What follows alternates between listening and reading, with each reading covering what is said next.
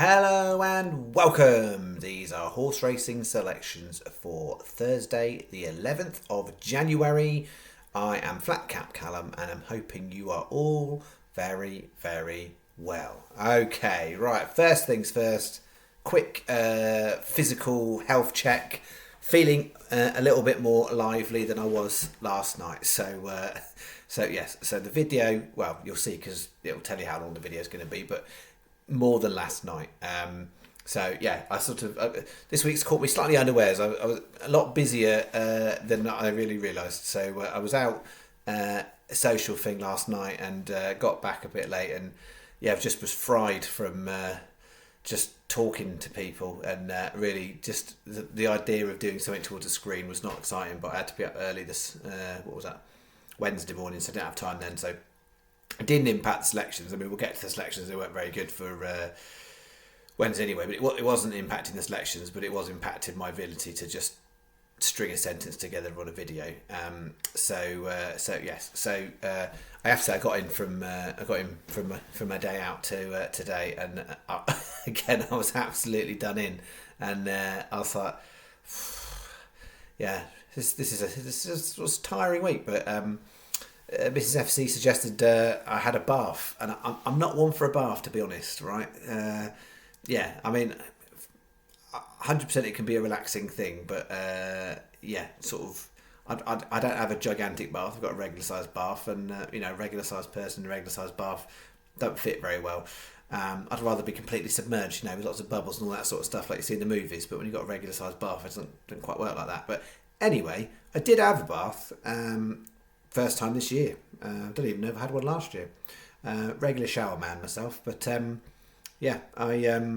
felt very revived afterwards. So let's see if it has any positive impact on the selections for Thursday or not. I was fairly chilled after my bath. I'm coming to you with selections and some sort of guarantee that a smell of, I think it's geranium or something. I don't know. I used her bath oil. It was some sort of floral based stuff. I don't know. It smells quite nice. Sounds good. Anyway, you can't smell me. Just take my word for it. What do I need to do? There's a lot to do on tonight's video, but I'm going to try and go through it all fairly briefly, so it's not like the longest video ever. So I need to do a proper review of Saturday. Then we need to talk about anything that was in the comments. Sunday, Monday, Tuesday. We need to talk about Wednesday. I need to talk about last week's golf. The only mention on this week's golf is it was on last night's video, and it starts tomorrow. Tomorrow, depending on when you watch this. It starts Thursday tea time. So if you want the golf selections, look on Wednesday's video. It starts Thursday tea time. So that is the golf. And then I need to do Tips the League. So I need to go through the first week of 2024 Tips League, and we've got quite a lot of less familiar names knocking about in the first week's top 10, so very well done. We've got to do Tips the League. Anything else? There was a couple of things. I was going to talk about. One thing I was going to flag, right? So I was really, really aware when I started doing this channel.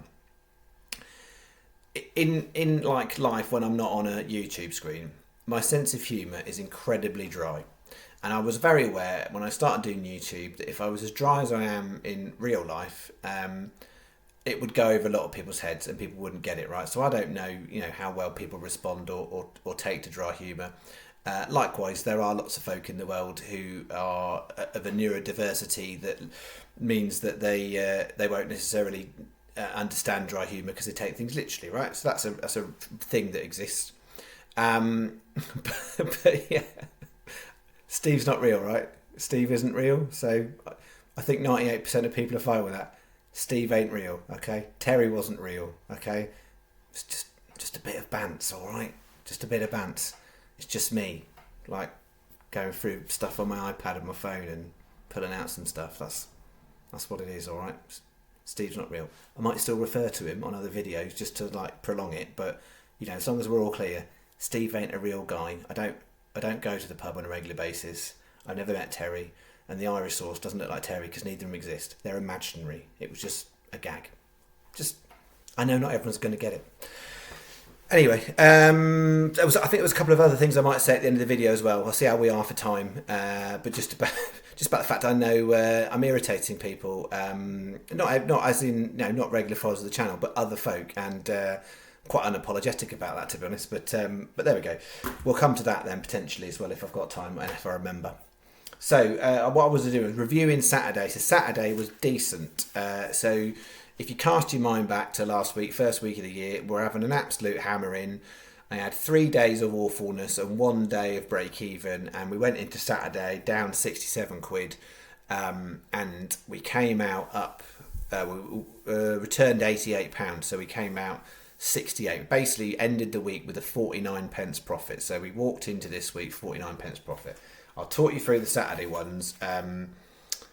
None of them really good. I think one was second. I think Baldur's Gate was second, but the rest were poor. So nothing good on the old Irish job there. But this one was a bit of a gem because although we made a profit, there was a lot of different slim margins that could have gone a different way, and we could have really, really rocked it. Most notably, the first race there, the 157 Cork Rebel Early. It was not beaten very far at all. It was nip and tuck in the home straight. But what you would have known at that point is the second horse was going to go in at 25s, and 25s was gettable at the times where Rebel Early was 50. So although Rebel Early did shorten up a bit, Autumn Angel's price went out a bit. So yes, I know some would have been on 50s and 25s, but even for the channel at 50s and 20s, if those two had gone in first, so that was a winner, that got beaten ahead. I think we would have been about 450 up for the day, something in that region. So it would have been a particularly good day, and then that would have been going on to the next three as well. So it was a nice bet, but we had head second at 50s, and we had a winner at 20s for the channel stats. Then Plant a Dream was so close to getting placed to give us third leg up, but it was fourth, and that had drifted to 22s. So again, great example of a horse drifting for no apparent reason. Rocking Ends, that was a shortener, and that was poor. And then the last one, we nearly got there. That was beaten half a length at, I think it was 10, I think maybe it was 12 was with the SP. So it ended up being on the bet. We had one winner, two very close seconds, and one very close to making it a quad place, which would have, again, that would have turned us a really nice return on that one. So you take what you get in this game, and some days it goes your way and some it doesn't. Arguably it went our way that we got what we got, but clearly that was a lot closer to winning than not placing. That was a lot closer to placing than being down the field, and that was a lot closer to winning than not. Anyway, you get the idea. So it was a really nice bet on that one, on that Canadian. And then the other one wasn't too bad. So the first one went in. Then that was a big disappointment, really. Then Reputation was, I think it paid out for 3 bookies in the end. So we counted it as I think it was maybe 4 bookies. Counted it as a place for the channel because at least 3 bookies were paying it. El Hibri was no good. Talking absolute rubbish. It's a long time ago. El Hibri won, so we had 2 wins and a place and a non-runner, but they were albeit shorter prices. And then, again, it's about small margins in this game. I had 2 in that race. It was the only one I had 2 in. Autumn Angel was the other one. So, in another world, could I have not backed that and we would have ended up with 3 winners with a non-runner in the Canadian. And that would have also been absolutely brilliant. So, they were nice enough bets. They could have been better had small margins gone away, and there absolutely was potential for it to even be better if I'd configured it in a slightly different way. Either way, I was happy enough given how terrible it had gone, because that week will be archived and forgotten now. It will just go down as getting excited, getting a bit of a nothing week because it was a 49. It will just go down in the record as a 49p win week, whereas the reality was there was 3 awful days on it. And then I'll talk through what was in the comments, but I'm also just going to talk just generally, because I know some people believe it's about you're in form, you're not in form, and I think last week was a really great example of that wasn't a week of in form or not in form, because that was some really awful days and then suddenly hit a zinger on Saturday, and I wasn't doing anything different in the way that I do them. It just felt like ultimately the variance kicked up on Saturday. Sunday I put 4. I think I was umming and ahhing about doing a bonus video, and I think it worked itself out, to be honest, because the Irish meeting got abandoned, and I had another non-runner. I think I mentioned I picked out 11 horses. Only 7 of them ran in the end, and I had 4 in the comments. 2 didn't run, and 2 were nowhere. So if you do your math, there was 5 other horses that I didn't tell you about that I did back. 3 of them did place, but whether or not I'd have put them together or something, it was 2 seconds and a third. I don't know that we would have done anything with that. So it was nice to get to sort of, from a framing point of view, strike rate was fine on Sunday, but I don't necessarily think it would have returned anything for the channel. And then Monday, Tuesday, I didn't put anything in the comments. But to be honest, the horses I did back personally were in and around the right sort of place. But then got to Wednesday, and I had 3 at Kempton that was on a video. So the 3 at Kempton, I haven't got a piece of paper for that. So the 3 we had at Kempton Wednesday night were all poor. So we're all bigger prices, and some of them did drift. And not really any of them did give us a run for our money. So we ended minus 550 for Wednesday, and as far as Thursday goes, it's 1450 stake. So basically between Wednesday and Thursday would have put down 1 day stake, £20. So it's 1450 on Thursday, and that is 2 bets, 2 Yankees, 1 jumps, 1 UK all weather. That's what we've got. So the other thing from last week was the golf. So I put out the first golf. We've had a few week break of the golf because the golf's had a break, and I've had a break from the golf because there's been no golf. And it was the first tournament. It was the Century, and I had Im and Poston. I think they were put out originally at 30s and 80s, and I was advising them top 8. Did I advise them? I think one advised top 8 and one top 6. They ended up both finished off really, really well, coming a tied 5th, and there was 4 of them in a tie for 5th. So if you'd got them in the top 5, you would have got 20% of the potential return. If you'd got them top 6, you would have got 40% of the potential return of the place money. And if you were top 8, you would have got 80% of return. So the way I worked it out is on average, if you did it the way I advised it, you should have trebled your money. 2 golfers, both in the top 5, basically. So no quibbles with that. So nice little start. And then for this week's golf, if you've seen it the video before, there was 4 in the outright market for the Sony Open in Hawaii, and 1 additional one a side bet, top English market, same tournament. I haven't touched the Dubai Invitational. I didn't really have a read of it, so I left that one completely. So the golf was advised on those, so we'll see how we go. But I mean, variance would suggest if you've already had 2 out of 2 in the first week, you're probably going to get a bunch of dots in the second week. But who knows? So that is that. Is that? Just checking my list. Yeah. So we finished the week 49p up because of yesterday. I think for the whole year now and for the month we are down £5 and 1p. So 1/4 of a day's stake. There are worse places to be in the world. So that's that, and let's get on then with these. So when I looked at Thursday, I've been looking at the weather reports, looking at what the clerk of the courses are saying. Clonmel has got an inspection for frost, and whereas I was a bit more cautious on Wednesday, I'm going to chance my arm for Thursday because I've got 2 Clonmel, and I could have put them separate and just done a separate Clonmel bet, so if it's abandoned, it's separate. But I liked them, and I wanted to take a chance to put them with some others. So I've basically got 2 Catterick and 2 Clonmel in a bet. But if Clonmel gets abandoned, it does mean we then have more stake than ideal on the 2 Catterick horses that weren't massively, in terms of from a value perspective, weren't there. The Clonmel 2 were the best 2 I've got for Thursday. So I wanted to play them, and I wanted to play them in a way that hopefully can return some value. So stop chuntering. Here's the bet. Early start. 12.25 Clonmel, Killer She, 40 to 1. Good price, very good price. 12.45 Catterick Storm Force 1. That one's definitely an inconsistent horse. So I've done some calculations basically on that kind of horse. So I don't think there's an issue with the ground or the distance or anything on that for that horse.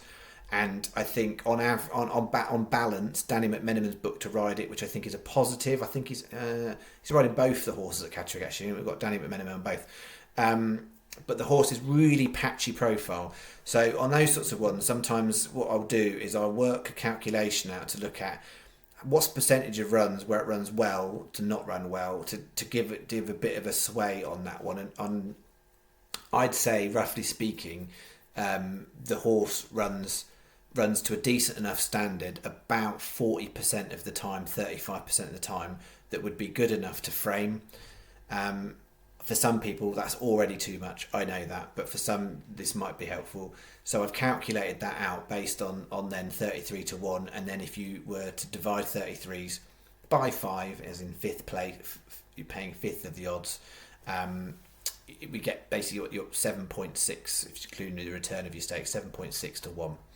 And I think that's pretty good. So yeah, when I worked it back in terms of having a margin within it, I would back it at 20s, and I probably would leave it at 18s. Is probably where I got to. It's not exactly precise science, but I have to leave it. Even when I've done a calculation about framing percentage, I've got to leave margin in. I'll stop talking because for most it's too much. 2:30 Catterick. The long distance one is the Yorkshire National, Glittering Love. I think it's the rank outsider in that race, but. Yeah, I think the ground should be all right. I mean, it's done particularly well on heavy ground. It doesn't look like it's going to be heavy at Catterick. It looks like it's going to be solid, soft, I think. But yeah, I think the long distance is all right. And again, it's a patchy profile on that one. But I think time of year wise, probably in the right ballpark. And then the other one, 3:55 Clonmel, Listen to the Lady, 25 to 1. So the bet is a 20p each way Yankee with my thumb finger, 50p each way singles on all four of them, a 35p each way double on the two Clonmel horses. So they're the best two for the day, and then also but if the meeting gets abandoned, then you get it refunded anyway. So I think if the meeting gets abandoned, of our 14.50 stake, we'll get 310 back in refunds. That will leave us 11.40. Going on, and I think therefore 11.40 going on, 11.10, no 11.40, I think that's right, 11.40. Anyway, there's basically a bit too much money than I would really like on those two, but I'm doing it because I particularly like the Clonmel one and I want to take the risk. Sky come out best for extra places. It's a bit, I'll use a slightly different lighter pen on that one. Sky come out best for places, and then 365 or Paddy are joint second best because most bookies are much of a muchness, but they will give you best price guaranteed. So that's 9.10. I have remembered I need to tell you another William Hill story. I keep little William Hill story. This one is a chuckle. Well, it made me chuckle. Anyway, wouldn't make William Hill chuckle. Bet 2. This is the all-weather bet. Shorties, I'm afraid. Well, I'm not afraid. That's just what I got. 2:40 Southwell. 1 at Southwell. That's the best race. I say it's the best. It's the only race I really liked. I've gone back and forth on that race a few times, but I stick some faith with Stone of Destiny, which you've taken a few times. It is overpriced. It just ran badly last time. So Stone of Destiny 14s. I'm trying to remember now. I think one of the things I particularly liked about that, I think I've got the right horse in the right race. I think Ali Rawlinson is booked to ride it, and last time it was Joanna Mason, but the previous two times it's ran well and it was Ali Rawlinson. I think that's right. If I'm not, I apologise. You feel free to correct me in the comments. As you can appreciate, trying to remember everything about every horse is not always easy, because there's a million of other things I don't even bother telling you about. But Stone of Destiny's in, and then we've got 3 shorties at Chelmsford, 5:30 Headshot 15 to 2, 7 o'clock Chelmsford Due Day at 7s, and 7:30 Chelmsford Silver Bubble 6s. 20p each way Yankee. We've got a 50p each way single on Stone of Destiny. I've left singles off the short ones, so it just makes it £5.40 bet. And that is Sky coming out best because they are 4 places on a couple of these races. Then Paddy edge it only because of Bog, Over, Hills, 888, Betfair and Betway. They are the best bookies because you've got Sky, Paddy, Betfair and Betway are 4 places on one of the races, and Sky, Hills and 888 are 4 on another one of the races. 540, that is bet 2. Makes us 14.50 stake. Outlook for the week should flag that as well. Dundalk is back on Friday, so Dundalk fans, we're back on Friday. Reminder, the channel meetup in Dundalk is 2 weeks away, 26th of January, Friday the 26th of January. Anyone's welcome. I shall be in Dundalk for the racing on the 26th of January. Be there or not be there, that is your choice. I think maybe some sort of philosopher or Shakespeare wrote that, or I don't know. Yeah, be there or not be there, that is your choice. I think that's the phrase. Going back to that dry humour thing, hopefully get that. And so that's Dundalk. William Hill, chuckly story from William Hill. William Hill. So I was mentioning on a few videos back about how William Hill unceremoniously have banned me from betting on horses, but then I worked out on Saturday, because it was really weird, because they haven't contacted me to tell me they've restricted me. I just can't physically put a bet on, but then they sent me a free bet, and I was like, this is really weird. They sent me a free bet, and now I can't use it. So I can't use accumulators, and I can't use each way bets. And I think, if you recall, I said on Saturday it did let me do it on a win bet, so I could bet on a horse, but only a win bet. So I put my £2 free bet, because I had a £2 free bet, just like you do. So what do? You put it on your best horse of the day. So Autumn Angel got the £2 on, 25 to 1, £56 return. So there's me thinking I'm done with my William Hill account. They go and give me a £2 free bet, and I've got £56 back. Thanks very much, William Hill. Yeah. Feel free to keep giving me them if you want to. You've restricted me, but if you want to keep giving me free bets, I'll use them. Thanks very much, even if it's just £2. But yeah, I have to, because at the end of the day, I tot up. I have a record every day of all the bets I've placed, all the different bookmaker accounts I've put my bets on, and I do all my tot up. And I got to the end of the day on Saturday. I thought, oh, there we go, nice, done all that. And it was about 2 hours later. I went, hang on a minute. I got that free bet, didn't I? I don't record those. Well, I wasn't expecting it. I didn't write it down because I just put down the cash bets. But yeah, and I was like, oh yeah, put that on. Went and checked. Sure enough, they paid me out £56.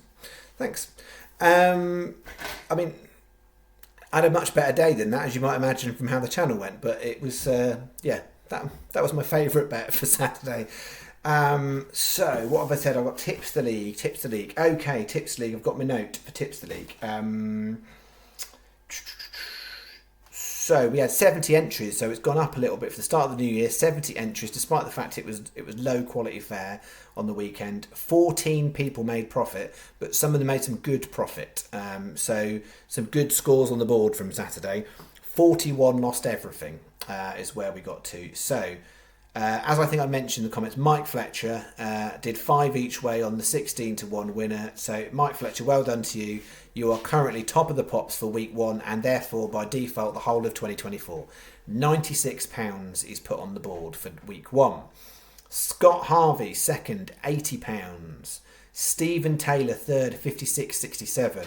Then we had a joint fourth placed, account TRH and Gordon Ford both hitting £48. Alex Powell, who has been a regular in the top scores in 2023, £45. Channel regular Susan hits 35.20 to be in 7th. Joint 8th, Anthony Nailon, I apologise if I've mispronounced your name, and Matthew Sibthorpe, both on £35. And 10th overall after week 1, Adam Esat, I think I'm going with that pronunciation, £30. So the 4 others that also scored profitable, but that is the top 10. So well done to all of you who've taken part.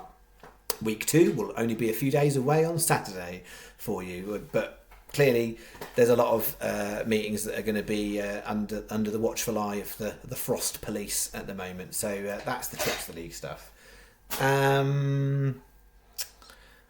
Was there anything else? Yeah, I think I was going to say that about just about people getting irritated. I think I've just So just a kind of an apology really. So if you're trying to run a YouTube site and you put out horse racing selections and you're trying to charge, I'm sorry that you haven't chosen to do your own profit and loss and whatnot. There are some out there that do that, and there are some that charge that do that also, and there's some that have recently started to do that do charge also, but not everybody does that. So yeah, I'm sorry that mine's free and I do a profit and loss and it makes profit, and if that irritates you, then that is your issue. But yes, that's such is life. Yeah, the point of me existing on here is to show people a different way and to try and help people. And the longer I'm on YouTube, and you know, there's a couple of other crusaders out there on YouTube doing their thing with tipsing and whatnot. And as long as people like that exist, then there'll be less people paying £4 or £5 every day for a couple of favourites, isn't it?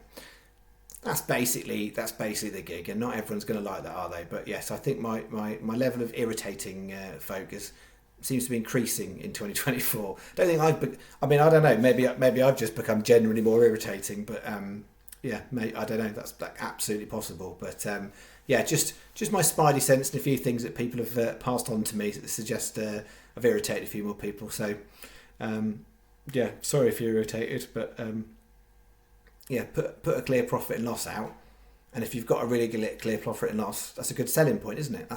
So if you're a professional gambler, you must have a profit and loss to know that you're doing all right. So just use that. That's what I'd say. Don't think it's too complicated. So to do that, and you know, then people are more likely to buy stuff off you. So don't begrudge people if they want to charge tips, but put a clear profit and loss, then people know if they've won or not. But yeah, there's a few smaller sites out there that yeah, just get the spidey sense a bit narked. But there we go. I'm not. Yeah, there we go. Right, moving on. I think that's it. I think I've covered everything in enough time in under 30 minutes, so that would probably do us, I think. Yeah, golf starts tomorrow. Well, I say tomorrow, Thursday tea time, depending on when you're watching this video. And yeah, for the rest of this week, we'll just see how we go with weather. There's going to be a bit of all weather to deal with, and Friday we've got Dundalk back, so that's exciting.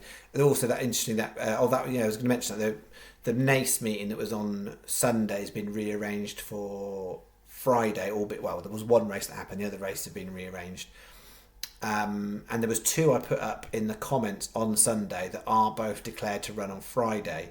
But I don't know whether I'll back them again. I'm just going to flag that. So just a warning if anyone's thinking, oh, I put them in the comment on Sunday and then running again on Friday in the same races. Because one of them was the Group 1, what's it called? I can't remember. It's a novice hurdle. And there was 8 runners declared on Sunday and there's only 7 on Friday. So that does change things a little bit from a maths calculation point of view. And then the other one I talked about, I think in the comments, was Walnut Beach. But when I put it up in the comments, it was 33s, maybe 40s. And the current forecast, if you look on Sporting Life, because they're the ones that kind of project it out earlier, flagging that as 14s at the moment. So I don't know until I physically look at the race, whenever I look at the race, to determine or not whether 14s is an okay enough price. But I don't think, if it was 14s, given what I remember of why I picked it, I would say 14s is probably on the short side. So don't be betting those blindly on Friday. I'm not saying they're not going to, frame, but yeah, the things have changed in those races. They're not identical setup to they were on Sunday. And I also need to look at what the ground's like. Okay, that is me. Thank you very much. I hope you've had a good week so far. I will be returning to your screens, if you choose to watch me, in 24 hours' time for Friday's selections. Thank you very much. Bye-bye.